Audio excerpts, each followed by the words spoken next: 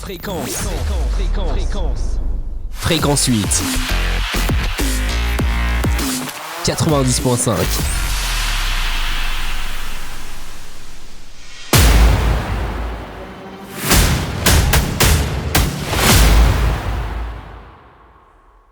Et Fréquence 8 Sport, eh bien, est très honoré de savoir que nos amis de Radio Boa, une radio qui vient de se lancer avec le DAB+, nous rejoint et reprend notre émission.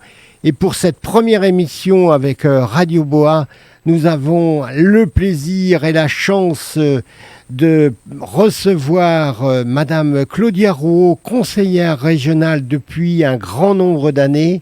Je ne sais plus combien. Bonjour Madame la conseillère régionale. Depuis combien d'années vous êtes conseillère régionale ? Depuis 13 ans.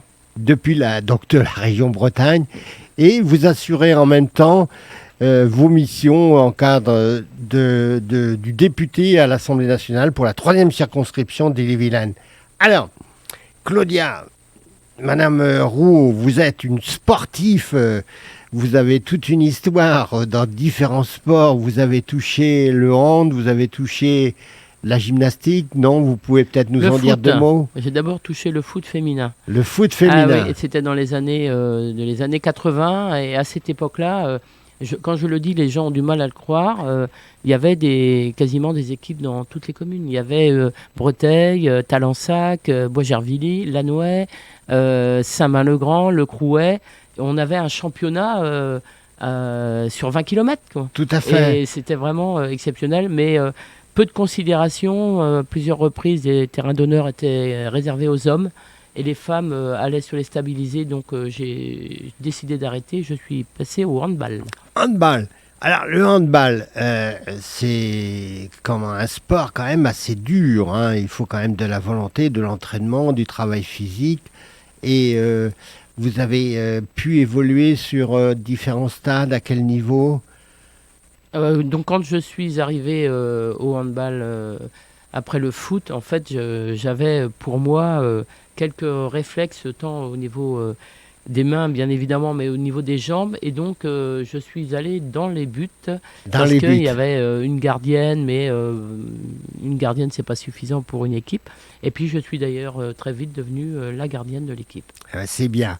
Et votre carrière vous a amené à prendre des positions d'élu territorial. Et d'ailleurs, en tant qu'adjointe au sport, vous avez su être à l'écoute de toutes ces associations sportives dans leur organisation, mais aussi dans leurs besoins d'équipement à des heures et surtout la mutualisation, j'imagine. Ah ben mon plus beau souvenir, lorsque nous étions, que j'étais première adjointe à Montfort, nous avions vécu l'incendie de la salle principale qui s'appelle le COSEC, le jour même, la veille de la prise de fonction du maire. Et dans ma qualité d'adjointe à la vie associative, eh bien, nous avons établi un cahier des charges avec les présidents d'associations utilisatrices, sans aller chercher de cabinet d'études parce que la commune n'en avait pas les moyens. Et je pense qu'on a fait une belle salle au COSEC. À chaque fois, c'est une satisfaction de dire l'intelligence collective des personnes les utilisateurs ont su construire quelque chose. Je pense que votre carrière, les souvenirs que vous en avez, à mon avis, c'est tous ces appels des associations sportives pour des salles. Chacun veut sa salle, chacun veut son heure, et c'est souvent la même heure que... Hein, la réunion de planning, c'était le moment le plus difficile de l'année. Alors, le conseil régional est un atout, une collectivité qui s'intéresse beaucoup au sport. Il y a eu en particulier l'aide aux licences à une certaine époque et aujourd'hui, vous êtes beaucoup tourné sur l'aide à différents niveaux, l'élite, la promotion, l'accompagnement des frais de déplacement pour ceux qui évoluent au niveau national. Je pense là au niveau conseil régional de Bretagne. Et alors, votre vice-président est un atout que vous aimez bien puisqu'il pratiquait le même sport que vous. Dans le même ordre en plus, foot et handball. Oui, Pierre Pouliquin, le vice-président au sport, alors c'est vraiment quelqu'un de très très engagé. Il a des fonctions nationales importantes, que je l'ai d'ailleurs auditionné en tant que parlementaire. Et on travaille vraiment bien ensemble. Pierre, c'est quelqu'un qui est très à l'écoute. Et je sais que quand j'ai des demandes, par exemple pour les équisports de Montfort, j'envoie un petit message à Pierre, regarde ce dossier avec beaucoup d'attention parce que vraiment il le mérite. Hein. C'est vraiment du très très haut niveau, des bénévoles et la région soutient vraiment cet événement. Et alors, comme vous nous l'avez dit, ça va être cette année, l'année 2024, parce qu'on a l'impression de vouloir sauter tout de suite sur l'année 2024, ça va être les Jeux Olympiques, les Jeux Paralympiques. Alors, là, votre rôle de député avec le conseil régional pour certains encouragements, peut-être ne serait-ce que déjà sur l'emploi, mais également pour la volonté de déplacement de certains athlètes. Je pense que ça sera au niveau de la... Alors attendez, c'est l'agence de sport rennaise. Il y a déjà des manifestations avec le département. La flamme, c'est Pimpon. Pimpon qui a été choisi, c'est un honneur hein, quand même Tout pour à fait. Pimpon. Et donc il va y avoir des événements qui vont monter crescendo justement, plus on va approcher des JO. L'inquiétude de Tony Estanguet, et je lui ai dit, enfin à titre personnel, moi je suis pas du tout inquiète. Tony Estanguet dit que lui, sa peur, c'est que il n'y a personne à regarder, mais je lui dis, mais c'est l'événement. Quand je rencontre des enfants et que je leur dis que je suis dans le groupe de travail des Jeux Olympiques, ils ont tous des yeux, ça sera l'événement, donc il faut monter avec...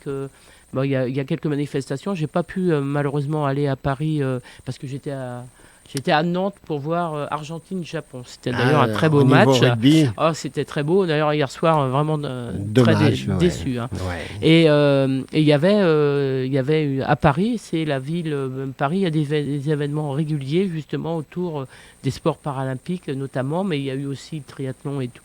Et justement, l'idée, c'est de monter crescendo pour que les personnes s'approprient bien les JO.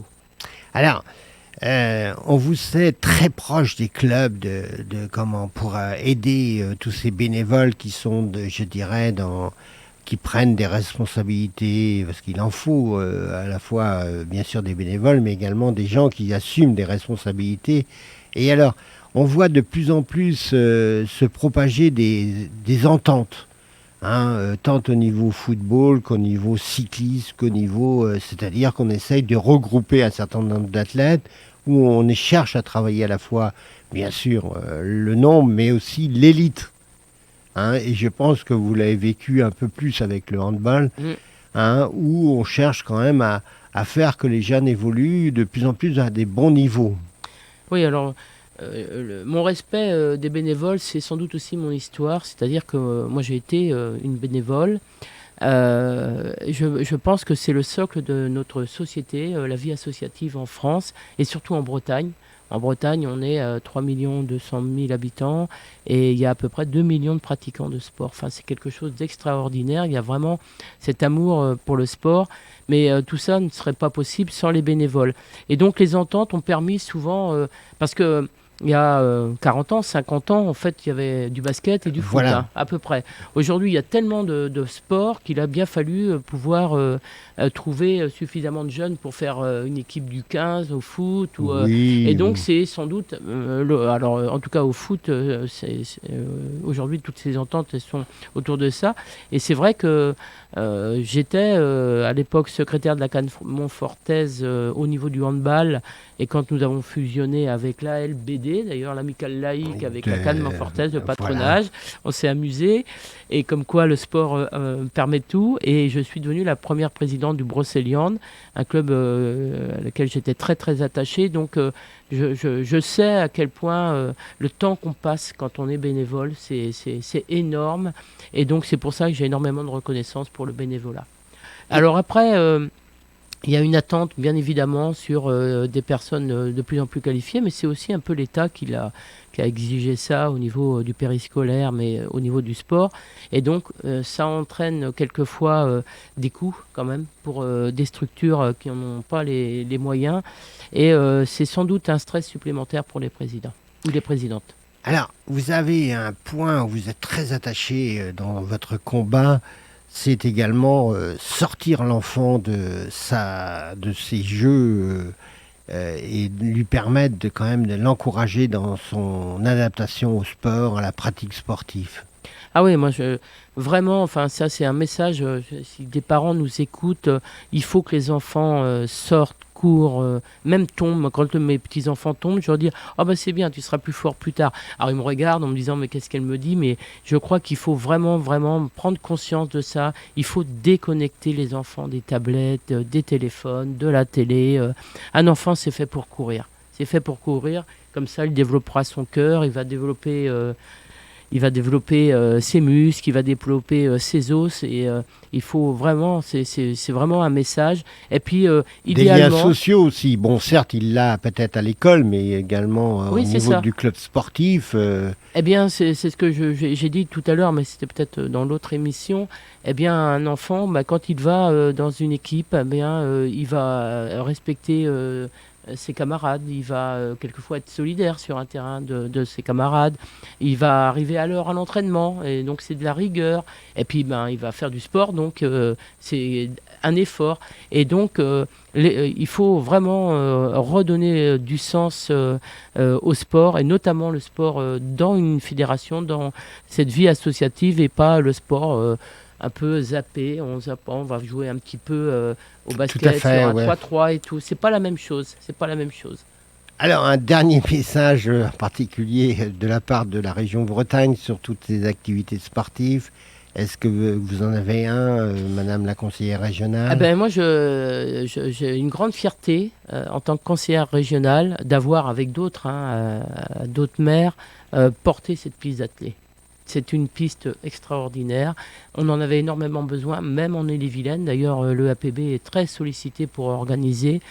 Et la région a été financièrement très très présente, puisque comme le lycée est à proximité, pour permettre à ces lycéens, on a eu des subventions supplémentaires. Je pense que c'est important d'avoir des financements. Quand je disais tout à l'heure, l'État, malheureusement, pas suffisamment présent, et on a ces deux grosses collectivités que sont les départements et les régions, parce que pour faire du sport, il faut avoir des équipements de qualité. Tout à fait, ouais, Pour voilà. faire de l'excellence, il faut des équipements Tout à de qualité. fait. On ne Voilà. peut pas faire courir. Et la région, elle est uniquement, très présente par rapport à ça. Et puis, permettre aussi, bien sûr, à tous ces élèves, tous ces lycéens, d'avoir des espaces sportifs de qualité également. Ça fait partie des missions de la collectivité régionale. Merci, Madame la conseillère régionale. À bientôt, à la fois sur Fréquence 8 et Radio Bois. Merci. Fréquence 8. 90.5.